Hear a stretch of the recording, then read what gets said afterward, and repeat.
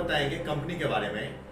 वस्तुतः कंपनी दो शब्दों से मिलकर बना है, कम और पेनी। जहां कम का अर्थ होता है एक साथ और पेनी का अर्थ होता है रोटी का टुकड़ा।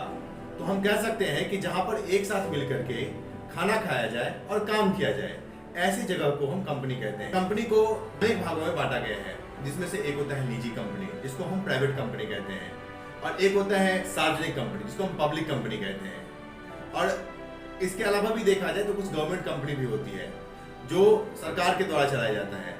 निजी कंपनी का जो चलाने का तरीका होता है वो निजी व्यक्ति के द्वारा चलाया जाता है। निजी कंपनी के नाम के आगे में प्राइवेट लिमिटेड जोड़ा जाता है, लेकिन पब्लिक कंपनी के अंदर में सिर्फ और सिर्फ लिमिटेड जोड़ा जाता है, जिसको सरकार द्वारा भी चलाया जाता है। तो सार्वजनिक कंपनी में कुछ सरकार का भी हक होता है 51% और 49% करीब जो है वो इसमें जनता का भी हक होता है, तो वो सार्वजनिक कंपनी का जाता है। लेकिन जो सरकारी कंपनी है उसमें सिर्फ और सिर्फ सरकार का अधिकार होता है। तो इस तरह से कंपनी को अलग अलग वर्गों में बांटा गया है।